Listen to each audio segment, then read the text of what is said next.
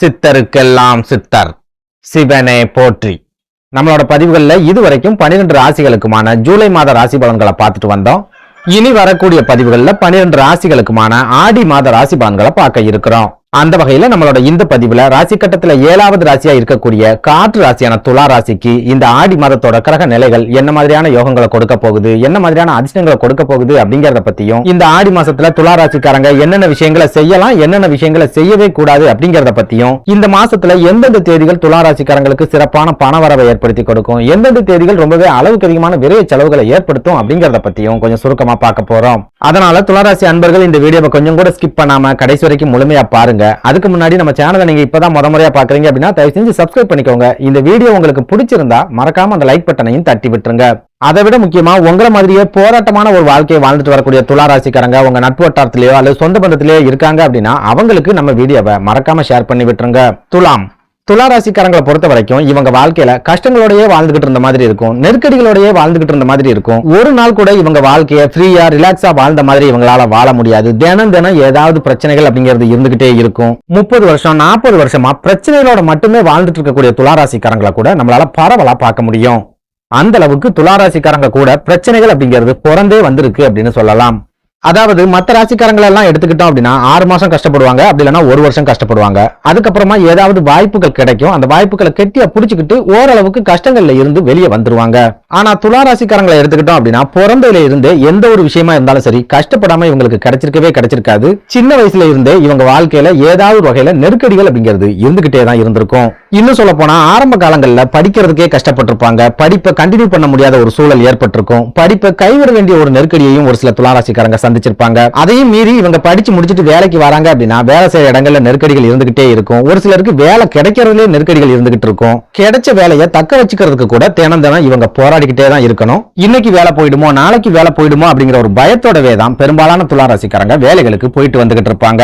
அதே போல திருமண வாழ்க்கையை எடுத்துக்கிட்டோம் அப்படின்னாலும் அங்கேயும் இவங்களுக்கு நெருக்கடிகள் அப்படிங்கிறது கண்டிப்பா இருந்துகிட்டே தான் இருக்கும். அதாவது ஒரு சிலருக்கு வரன் அமையறதுலயே நிறைய நெருக்கடிகள் அப்படிங்கிறது ஏற்படும், திருமண தடைகள் அப்படிங்கறத சந்திப்பாங்க, காதல் தோல்வி அப்படிங்கிறது இவங்களுக்கு கண்டிப்பா ஏற்பட்டிருக்கும். ஒரு சில துளாராசிக்காரங்களுக்கு கொஞ்சம் கூட மனசுக்கு பிடிக்காத ஒரு திருமண வாழ்க்கை அமைஞ்சிருக்கும். இது எல்லாத்தையுமே சமாளிச்சு இவங்க திருமணத்தை முடிச்சாலுமே திருமணத்துக்கு அப்புறமாவும் இவங்க வாழ்க்கையில பெரிய அளவுல மாற்றங்கள் அப்படிங்கிறது இருக்காது. திருமணத்துக்கு முன்னாடி வாழ்க்கையில என்ன மாதிரியான நெருக்கடிகளை எல்லாம் சந்திச்சுட்டு வந்தாங்களோ அதே மாதிரியான நெருக்கடிகள் அப்படிங்கிறது திருமணத்துக்கு அப்புறமாவும் இவங்களுக்கு இருக்கத்தான் செய்யும். வாழ்க்கை துணை வந்ததுக்கு அப்புறமாவது நம்ம வாழ்க்கையில வசந்தம் வந்துராதா அப்படிங்கிற பெரிய எதிர்பார்ப்போட ஒரு சில துளாராசிக்காரங்க திருமணத்தை முடிச்சிருப்பாங்க.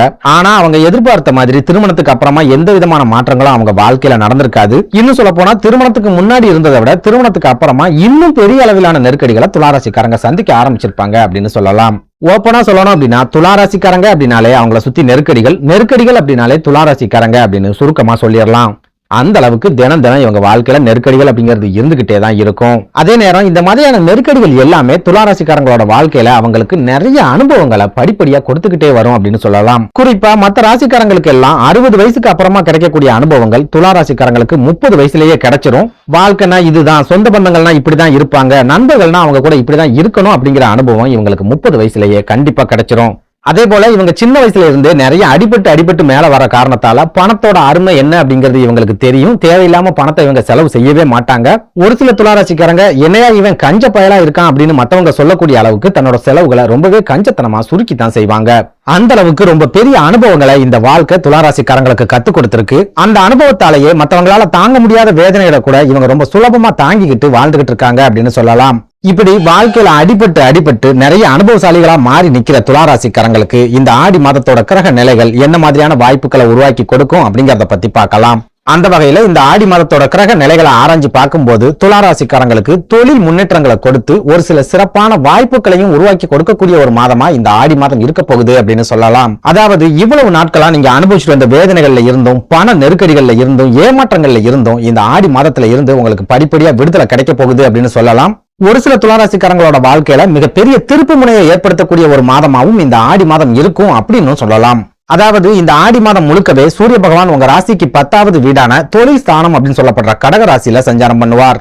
துளாராசியை பொறுத்த வரைக்கும் சூரிய பகவான் உங்களோட லாபஸ்தானத்துக்கு அதிபதி அப்படிங்கறதால அவர் தொழில் ஸ்தானத்துல இருக்கக்கூடிய இந்த காலகட்டத்துல தொழில சிறப்பான லாபங்களை ஏற்படுத்தி கொடுப்பார், திடீர் முன்னேற்றங்களை ஏற்படுத்தி கொடுப்பார், நெருக்கடிகளை எல்லாம் சமாளிச்சு மேல வரக்கூடிய அளவுக்கு மன தைரியத்தை ஏற்படுத்தி கொடுப்பார், எதிரிகளை ஓட விரட்டி அடிப்பார். இதெல்லாம் விட முக்கியமா தொழில நீங்க சந்திச்சுட்டு வரக்கூடிய மறைமுக எதிர்ப்புகளையும் மறைமுக எதிரிகளையும் சூரிய பகவான் ஓட ஓட விரட்டி அடிக்கக்கூடிய ஒரு காலகட்டமாகவும் இந்த ஆடி மாதம் இருக்கும் அப்படின்னு சொல்லலாம். இதனால நீங்க சொந்தமா தொழில் செஞ்சுட்டு இருந்தாலும் சரி, அல்லது வியாபாரம் பண்ணிட்டு இருந்தாலும் சரி, அப்படி இல்லைன்னா உத்தியோகத்திலேயே இருந்தாலும் சரி, இந்த ஆடி மாசத்துல ரிஸ்க் இல்லாத வருமானம் அப்படிங்கிறது உங்களுக்கு கிடைக்கும். பணத்தை தேடி நீங்க ஓடக்கூடிய ஒரு சூழல் அப்படிங்கிறது இந்த ஆடி மாசத்துல ஏற்படாது. பணம் உங்களை தேடி ஓடி வரக்கூடிய ஒரு காலகட்டமா இந்த ஆடி மாதம் இருக்கும் அப்படின்னு சொல்லலாம். இன்னும் சொல்ல போனா தொழில லாபமே இல்லாம கடன் வாங்கி தொழில் செஞ்சுட்டு இருக்கக்கூடிய துளாராசிக்காரங்க கூட இந்த ஆடி மாசத்துல தொழில சிறப்பான லாபத்தை எடுக்க போறீங்க. உங்க கைகள்ல பண புழக்கம் அப்படிங்கிறது அதிகரிக்க போகுது. இதனால் வரைக்கும் கடன் நெருக்கடியிலேயே சிக்கி தவிச்சிட்டு வந்த உங்களுக்கு இந்த ஆடி மாதம் கடன்களை திருப்பி செலுத்தக்கூடிய ஒரு மாதமாகவும் இருக்கும் அப்படின்னு சொல்லலாம். அதுலயும் முக்கியமா இந்த ஆடி மாதத்தோட தொடக்கத்துல உங்க ராசிக்கு அதிபதியான சுக்கிர பகவானும் உங்களோட யோகஸ்தானத்துக்கு அதிபதியான புதன் பகவானும் சூரிய பகவானோட ஒன்னா இணைஞ்சு தொழில் ஸ்தானத்துல சஞ்சாரம் பண்ணுவாங்க.